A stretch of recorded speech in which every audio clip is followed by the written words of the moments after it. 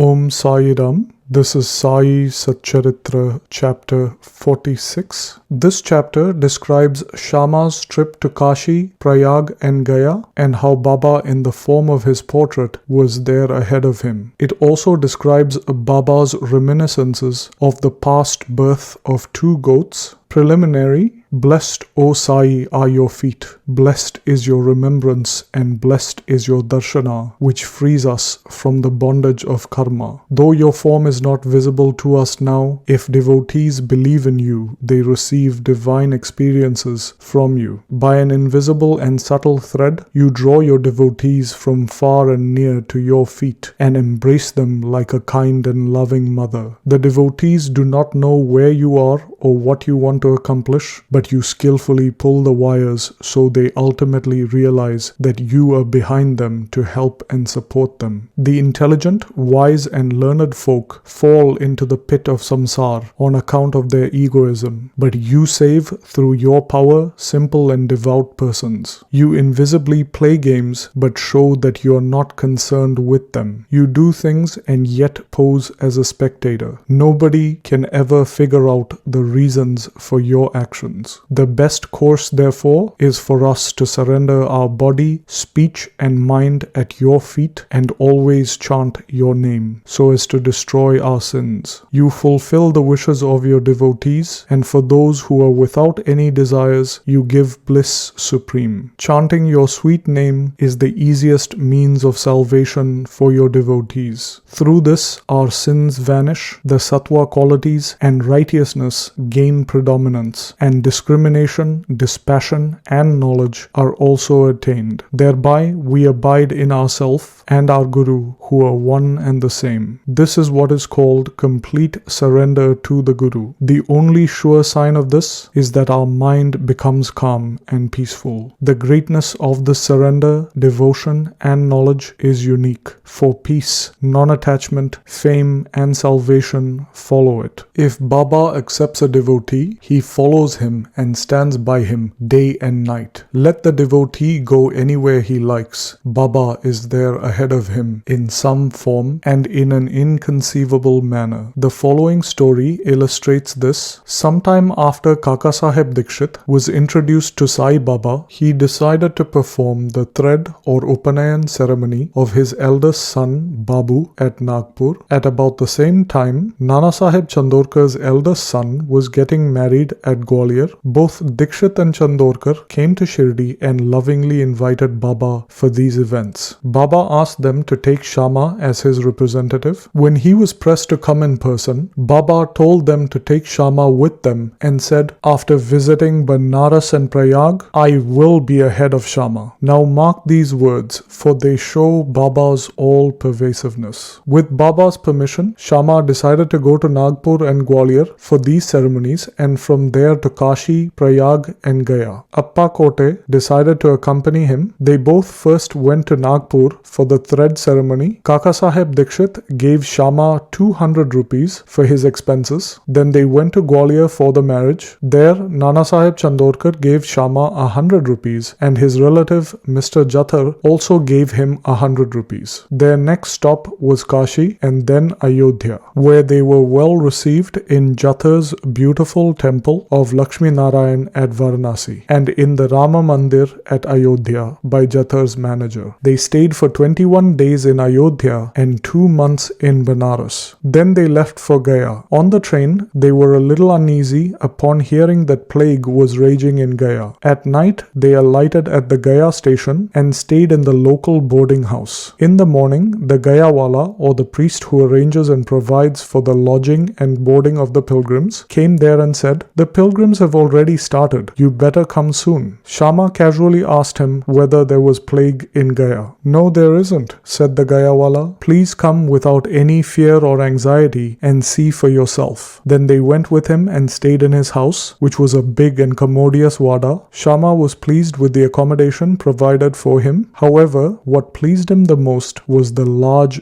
beautiful portrait of Baba fixed in the central portion of the building. Seeing this portrait portrait, Shama was overwhelmed with emotions. He remembered Baba's words, "After visiting Kashi and Prayag, I will be ahead of Shama," and burst into tears. His hairs stood on end, his throat was choked, and he began to sob. The Gayawala thought that Shama was afraid of the plague and was therefore crying. But Shama asked where he had got Baba's portrait. He replied that he had 200 or 300 agents working at Manmad and Punatambe to look after the convenience of the pilgrims to Gaya, and it was from them that he had heard about Baba's fame. Then about 12 years ago, he went to Shirdi and received Baba's darshana. While in Shirdi, he wanted Baba's portrait, which was hung in Shama's house, and with Baba's permission, Shama gave it to him. This was that very portrait. Shama then suddenly remembered the incident. The Gayawala's joy knew no bounds when he learnt that the same Shama who had obliged him before was his guest. Then they were both very delighted. The Gayawala gave him a royal welcome as he was a very rich man. He treated Shama to a ride on an elephant and attended to all his comforts and conveniences. The moral of the story is that Baba's words came true to the letter, and unbounded was his love for his devotees. He also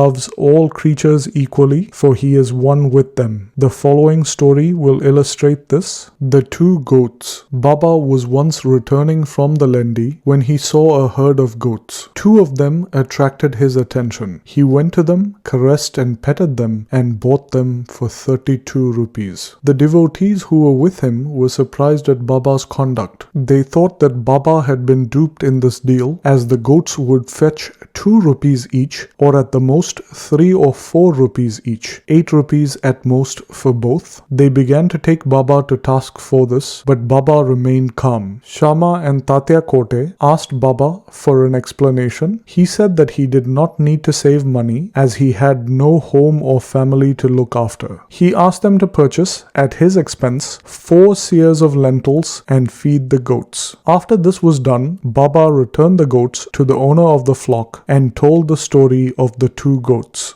"My dear Shama and Tatya, you think that I have been deceived in this bargain. I haven't. In their former birth, these goats were human beings and had the good fortune to be my companions. They were uterine brothers who loved each other at first, but later on they became enemies. The elder brother was an idle fellow, while the younger one was an active chap and earned quite a lot of money. The former became greedy and jealous and wanted to kill his brother and take his money. They forgot their fraternal relationship and began to quarrel with each other. The elder brother resorted to many devices to kill his younger brother, but all of his attempts failed. Thus, they became deadly enemies, and finally, on one occasion, the elder dealt a deadly blow with a big stick on the latter's head, while the latter struck the former with an axe. They both fell dead on the spot. As a result of their actions, they were both born as goats. As they passed by me, I at once recognized them and remembered their past. Taking pity on them, I wanted to feed them and give them some rest and comfort. It is for this reason that I spent all the money for which you reproach me. As you did not like the deal, I sent them back to their shepherd." Such was Sai's love for the goats. Bow to Shri Sai, peace be to all. And this brings us